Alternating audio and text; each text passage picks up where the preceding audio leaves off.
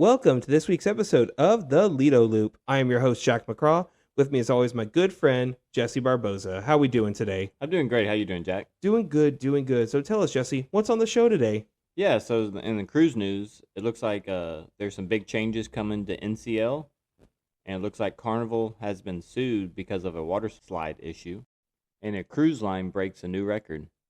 Man, those Carnival water slides, you just can't trust them.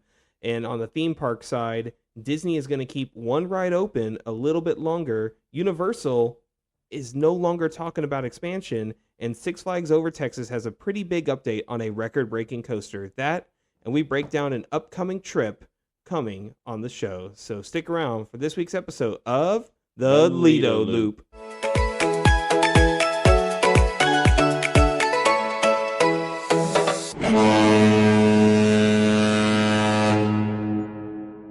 So kicking off the show, we always like to start with the cruise news of the week. So Jesse, I hear there's some big changes coming to NCL. Can you elaborate a little bit on that? Yeah, so Jack, it seems like every couple episodes we're talking about NCL changing with either the CEO or something going on with them, and especially like last episode when we talked about their changing the new policy with their dress codes. Yeah, but now it looks like a investment management group, which is called Elliott. They now own 10% stock of NCL. 10% may not seem like a lot, but it definitely is enough to start asking for changes in a company. So some things that they're definitely asking for originally right off the bat is new board members. They want new board members. I understand why they do, because if anyone knows, Royal Caribbean is definitely outperforming NCL. Carnival's outperforming NCL. Everyone's outperforming NCL, and NCL is actually a great cruise line, but they're not really great at advertising it. What are some other changes you think that they're going to make? Yeah, so of course, Elliott, they're the ones who says that they said, the board of directors have failed to fulfill its fundamental responsibility, including its most important obligation to select the right leadership. And I think that's because they chose a CEO who had no real experience running a cruise line. He has experience running like Subway and Burger King.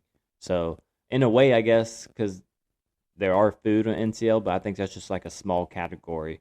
We're running a cruise line is definitely a lot bigger. Yeah, Sure. I would definitely say that, running a whole cruise ship definitely fails in comparison to running a Subway and a Burger King, aside from the food perspective. But Jack, I think the biggest thing they need to change is the price, because right now they're priced very comparable to Royal Caribbean, and Royal Caribbean definitely has a lot more to offer than NCL. So if you have heard about the Elliott Management Group, they are a big investment group in airline, which is Southwest Airline. They're the ones responsible for the No More Fly Free program, which is like your bags fly free. And also they went away with the open seating concept. So if I put that in perspective to NCL, I really don't think that they're going to be getting lower in price. If anything, I think they might be increasing the prices, to be honest. I think they'd be like penny pinching. Yeah, because I was going to say, someone who has a Southwest flight coming up, I've never experienced Southwest in its prime of free check bags and pick your seat. That just seems like such a foreign concept nowadays. And, when they did do that takeover of Southwest and started changing, people were very upset about that, because Southwest was hey, we care about the customers, and now they're just like any other airline. So why would I choose Southwest and pay more for a bag and a flight where I can fly Spirit and it's be cheaper, but I'm getting the same experience? Yeah, but to be honest, where you pick your own seat, I think that is definitely old school, because I mean, I like to know exactly. I don't care what time I'm showing up. I like to know where I'm sitting. I that's such a foreign concept to me, just because like when I check into a flight, like, oh, I get this seat, cool. I would prefer an aisle seat, or maybe the window, but it's not a game changing experience for me to not have the seat that I want. And I also imagine there's just tons of middle seats open, then you have to just awkwardly pick like, hey, can I sit there? There's no open seats left. But going back to the NCL thing, I do think that, like you said, they're just going to nickel and dime people. And, that's not exactly the best way to get new customers, but I think it's a way for the company to make more money. And it seems like they want to maximize profits more so than having people actually go on these new ships and like have a good experience. Yeah, I mean, there's one thing that I don't agree with Elliot saying is that they're not doing as good because they do have 17 new ships coming underneath their umbrella. It's not under just the NCL name, it's under like the Oceania. Yeah, let's hope these new investors actually invest in NCL and make it a better experience for the customers instead of, maximizing profits like they're doing with Southwest Airlines. And maybe they could even compete with Carnival, who is in a little bit of hot water after a certain slide incident. Jesse, do you want to explain to our audience what happened? Yeah, after talking about this story, you understand why Jack said kind of hot water. But so yeah, on Carnival Sunshine, a lady, this actually happened like a year ago, but she's just now suing. A lady got injured in one of the water slides because at the bottom where it kind of slows you down, it wasn't filled up all the way to the top where it needed to be. And the lady apparently went all the way to the very end of the slide and hurt herself. Apparently, in her words, they kept operating even though she brought that to attention and she got hurt. It just goes to show you really can't trust those Carnival slides. And as someone who's been on multiple of Carnival slides, as you and your family have, they can be kind of rough. I remember when we were on the Carnival Breeze, they had a toilet bowl style slide, and there was definitely not enough water in there. So your back just got completely scratched by that. But I just always assumed that was part of the Carnival experience, is being on a less than stellar slide. And yeah, I get it. These rides are also meant for kids, and we're grown adults, but come on, the slides have to be a little bit better. Come on, Carnival. Yeah, absolutely. If you go to any type of water park, you definitely see a lot more water on the slides compared to the water slides that offered by Carnival. I've definitely seen some that are a lot hotter because they don't have enough water. So I now that we're talking about this, I definitely remember any of the water slides I've ever been on with Carnival, they never been enough water going down them. With Seascape, when we went on MSC Seascape, they had plenty of water. It was great, but yeah, Carnival definitely needs to do better about the water slides. So, I mean, this is kind of an idea out there, but you know how Schlitterbahn uses natural water to, use on their parks. On a cruise ship, you're surrounded by ocean. You can use the ocean water around you to filter those. I mean, yeah, they already have sea salt pools. Maybe salt water and water slides don't mix as well because maybe that would add more sodium to it. But I'm saying that there's got to be better ways to manage the slides than just, have not enough water on these slides and just causing people a lot of pain and running into walls. Yeah, absolutely. There's definitely not a short supply of water on a cruise ship. At least with Carnival, they do have a pretty good drink package, which kind of goes in line with this next story about a certain cruise line that broke a margarita themed record. Jesse, let's go ahead and hear about that crazy margarita story.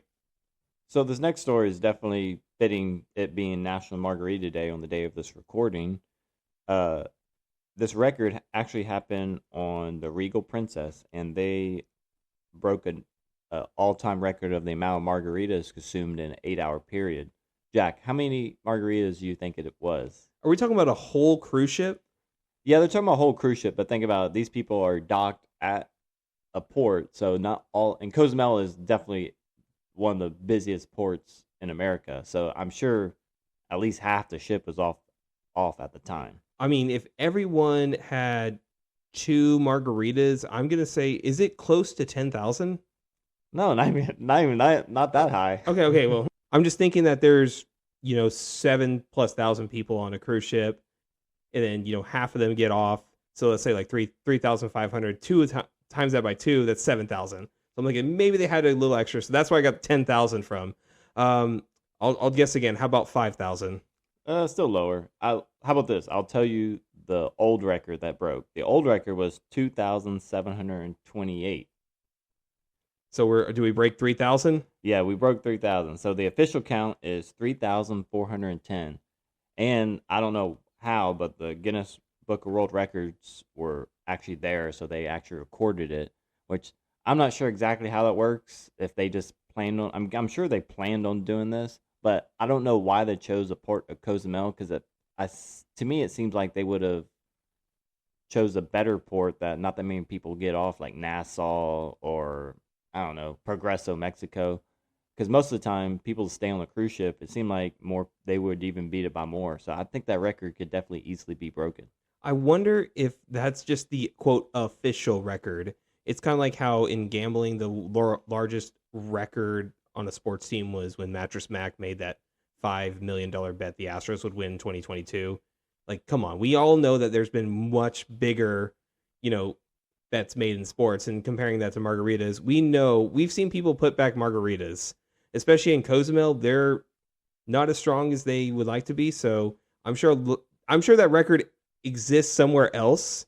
It's just that's just the quote official record. But good on them for drinking 3,000 margaritas. This story actually does have a relation to Matthew McConaughey.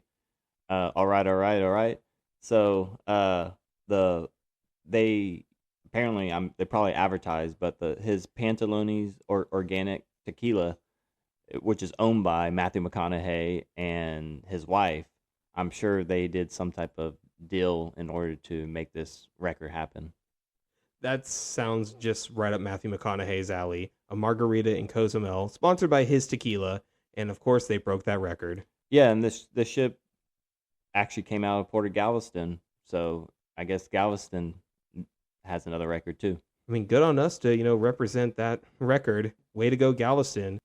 So speaking of records in Texas, so what's this update with Six Flags Over Texas? So kicking off the theme park news, there's been two major updates at Six Flags Over Texas, and that Tormenta, the brand new dive coaster that's opening sometime this summer, has been topped off and will officially be the tallest roller coaster in the state of Texas. I mean, we've been on Titan at Six Flags Over Texas, and for a while that's stood alone at 245 feet tall, with Tormenta being the first ever 300-foot dive coaster. Just think of Dr. Diabolical, but double the size. That's going to be a pretty impressive first drop. Yeah, definitely in Texas. You go big or go home for sure. And I love that Six Flags is giving Six Flags Over Texas, the original Six Flags park, the love it deserves. And they had to take out the bobsled coaster, La Vibora, and use up a little bit more parking space. So there still is a little bit of room to expand. Because at one point, Six Flags Over Texas is next to a highway, and then it's still really close to, where the Cowboys and Rangers play. So space is sort of limited, but I'm glad they got this e-ticket attraction, and it's going to be a game-changing roller coaster coming to Six Flags. And another update is Six Flags is now getting better at theming their rides. It's not just, hey, a roller coaster with a Batman symbol slapped on it. They're now re-theming the Mr. Freeze Escape and having a lot more winter theming, like scary snowmen, and like having a Mr. Freeze like show up right before you launch. And that's happened at Fiesta Texas as well. Poltergeist actually looks like a haunted house, and I would say even like Superman and Wonder Woman have a little bit more theming now than it used to in the past. Yeah, I definitely think that Six Flags definitely needs to update their theming, and I know we talked about this in the past, but like the Looney Tunes is not relevant anymore. They need to update to more relevant stuff, I think. Bring the Roadrunner back. The statue fell over like we talked in the last episode. Still not there. Yeah. So with the Six Flags expansion, Jack, what's going on with this Universal expansion? So initially, Universal came out with a statement and said that they are looking to expand their overall park division, and this includes expanding Universal Epic Universe, and that's a direct quote, developing a new theme park for the United Kingdom, the company's first in Europe, introducing new, Universal firsts like the Kids Resort in Frisco, and then, year-round Halloween Horror Nights in Chicago and Las Vegas. Well, going back only a day later, the statement now reads, this includes Universal Epic Universe, getting rid of the word expanding. So the company has now walked back in a publicly said statement about expanding Epic Universe, and now they're not saying that. I understand it. The park is brand new. It opened last year in May, so it's not even a year old yet. But already, this park has had massive lines. I mean, even their carousel has seen 30 to 45-minute waits, and that's the shortest wait time. So there definitely needs to be some sort of expansion at Epic Universe. It's just probably now is not the time that they're going to do it. I think. Do you think, Jack, that like it's just new? Is that why these wait lines are so long? Yes, I think it's the new toy in the box. This is the first ground up theme park that's been built in Orlando since Islands of Adventure in 1999. So yes, it has been a long time since, not even just Florida, but America has gotten a brand new state of the art theme park like this. And, they have the Harry Potter land, and it's, that ride constantly gets 3+ hours. So does Super Nintendo World. I mean, we've seen Donkey Kong Minecart Madness be over 3 hours constantly, and it's just a mine coaster. So there needs to be more to do there than the 11 attractions that they have on hand. And don't get me wrong, the theming is immaculate and it's a beautiful park, but beauty can only take you so far when everything is a 2+ hour wait, even for a carousel. But to be honest, like I don't really mind the wait as much as indoor waiting, because if you're waiting indoors 2 hours and waiting outdoors 2 hours, there's a big difference. And considering most of Epic Universe is outdoor and with little to no shade, I don't know how they didn't think about that when it being in Florida. There needs to be, that's probably the number one thing that they're going to try to do, because this did happen with Disney World a couple years ago when they opened Toy Story Land. There was no shade whatsoever, and then they had to put like little toy canopies over there to give the public some shade. So with Epic Universe, I think expansion will come eventually. I just think that it's on the back burner right now, and because this park is so profitable and guests are just clamoring to go to this park still, even with the exorbitant waits, I mean, they're just gonna do it at a later date. So Jack, what are the wait times for Universal compared to Disney? They're very similar, honestly. It all very much depends on when you go and what park you go to. So if you go to a park like Islands of Adventure, you go on a slower day, you can pretty much ride everything with the exception of Hagrid's under an hour wait. And, with parks like Disneyland, it can certainly have longer wait times depending on the day too, because mostly locals go there. So speaking of Disneyland, what's going on with Monsters Inc.?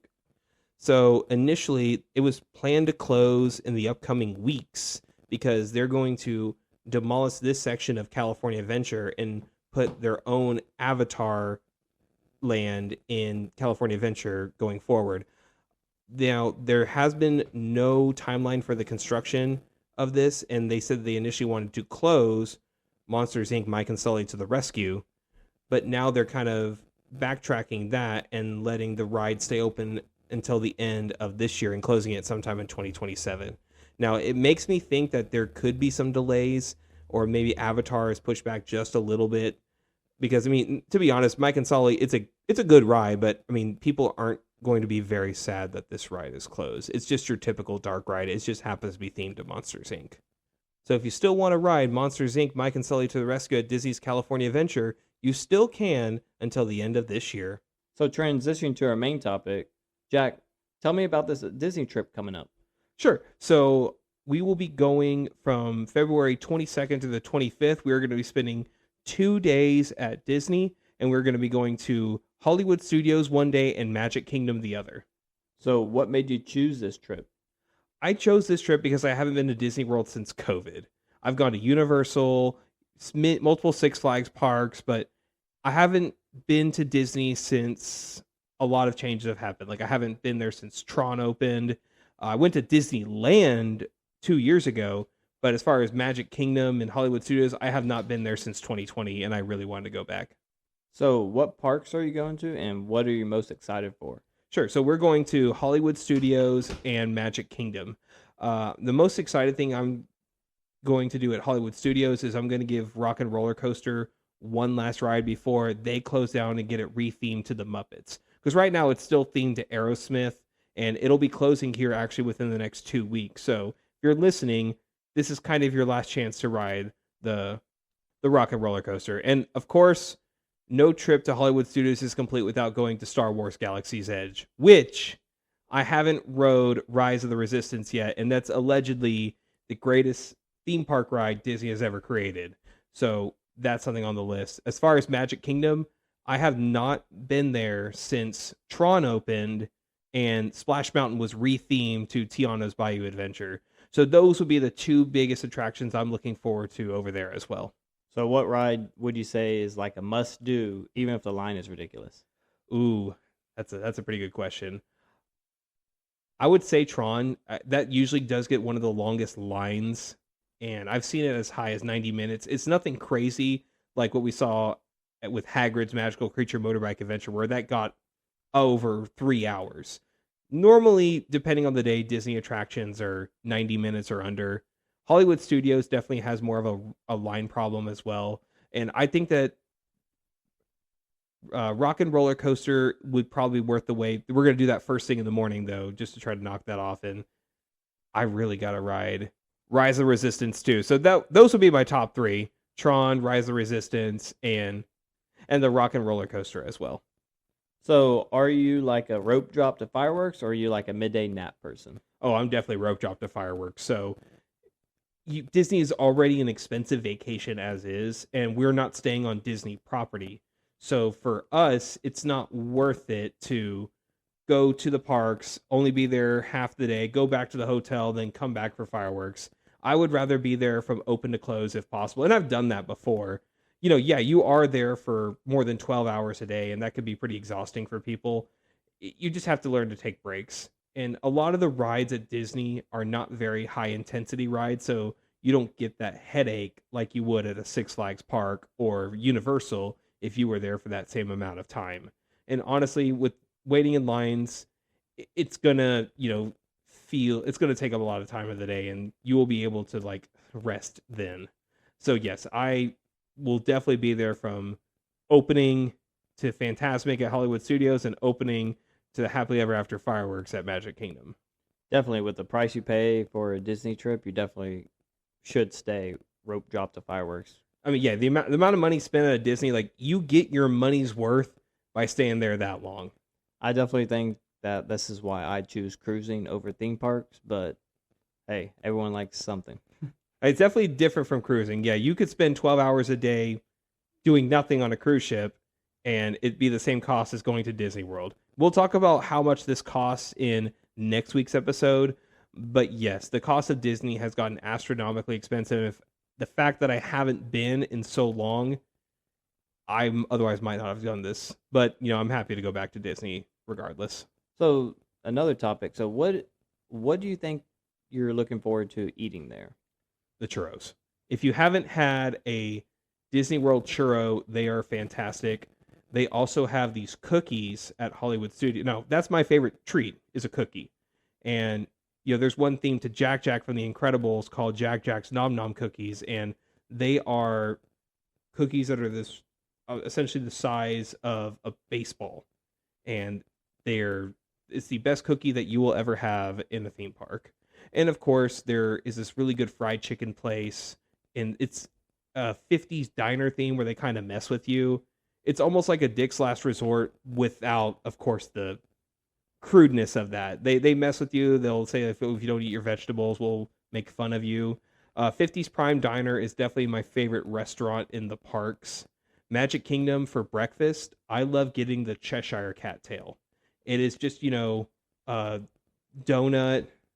but it's got like the Cheshire Cat colors on it. So it's like purple and pink. And that's right, they're located right next to the teacups, which of course I'll be riding. You cannot go to Magic Kingdom without riding the teacups. So who's all going with you? So actually your brother is going with us along with his wife, Maddie, and your other brother, Adam, and my friend Vicente. So it's going to be a group of friends going to Disney World, and a lot of them haven't been to the parks in a very long time. And with Vicente, he's never actually been to a Disney park, so he gets to experience that for the first time. And as someone who's been to the parks multiple times, I've pretty much done everything. So I kind of want to see what they want to do and go from there. So if everything goes perfect, what's a moment? So if everything goes perfect, what is one moment that will make you think this trip was worth it? I think it's just being in the parks because, like I said, I haven't been to the parks in years. So when I went back to Universal last year for the first time in 5 years, it felt like it's been too long since I've been here, and I'm happy to be back. It'll be over 6 years since I went to both Magic Kingdom and Hollywood Studios. So essentially being there and seeing the fireworks, riding my favorite attractions again. I mean, I'm just happy to be back in Orlando. Like, it's say if it rains and we aren't able to do anything, I'll still be happy that I was able to go to my favorite city. But if it's a perfect day, that means I rode Tron, Tiana's, Rock and Roller Coaster, and went to Star Wars Galaxy's Edge. I think the combination of those four would mean that I had a perfect Disney trip. And just being there with friends and experiencing it with people who also haven't experienced it in a very long time is something very worthwhile. So, what character you really wanting to meet? I sound like a Star Wars nerd here, but Chewbacca. Last time I went to Hollywood Studios, there was meet and greets for Darth Vader, BB-8, and Chewbacca was one of the more memorable experiences. I'm not a big meet the character people. Well, one, I am an adult, and second, if there's always a line. So if there's a short line, like, oh hey, let's take a picture of Mickey Mouse real quick, I'll do it. We did that at California Adventure, where Mickey was doing a meet and greet, and it's almost like if you go to Disney and you could see Mickey right there, you got to take a picture. So do they have like a schedule of like showing like when the characters you can take a picture with them? Certain do. Mickey Mouse is always you can meet at Main Street and in the Hollywood Studios as well. So there's someone coming in and out constantly, so you can meet him. Olaf is another character that's you can continuously meet at Hollywood Studios. For some reason, Edna Mode is as well. You know, I know people are dying to take a photo with Edna Mode. Goofy, Donald, Minnie, Daisy, Pluto. You can meet them most of the time in Storybook Land. There are other parts of the park where you can meet the princesses all in one area. It's not like Disneyland where you never know who you're going to meet. With Magic Kingdom in Florida, there's a lot more schedule to them. So yes, there are other places where you can meet these characters and at scheduled times. But the main characters like Mickey and the Star Wars characters I mentioned earlier, you can meet them at any time because they're constantly rotating, cast members in and out to get those photo opportunities. So what's a souvenir that you really want, but what do you think you're actually going to buy? That's funny. You want to buy a lightsaber, don't you? Of course I want to buy a lightsaber. I want to get a green lightsaber, kind of like what Yoda has. But that's a $200 lightsaber, and I'm flying Spirit, so I'm not exactly going to be able to fit it in my backpack. So the souvenir I'm likely going to get is magnets or, something little to remind me of this trip, like a keychain. Now, there's also souvenir shops all over Orlando where you can get cheap Disney souvenirs as well for a fraction of the cost. And that's something that I like to do as well.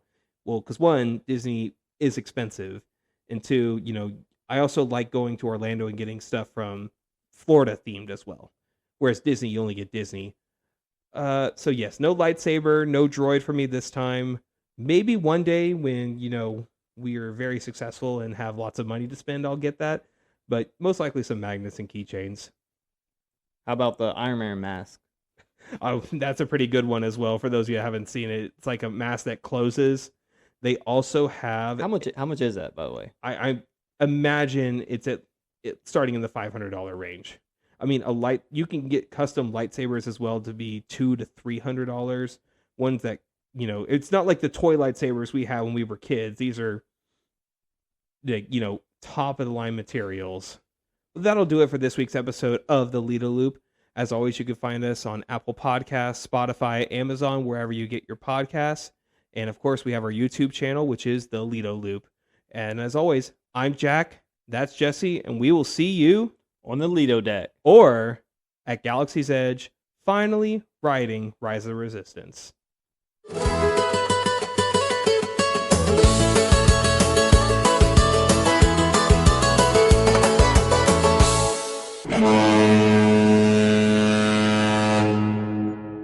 Thank you for watching this episode of Lido Loop. Like, subscribe, and ring the bell so you're notified every time we post more content.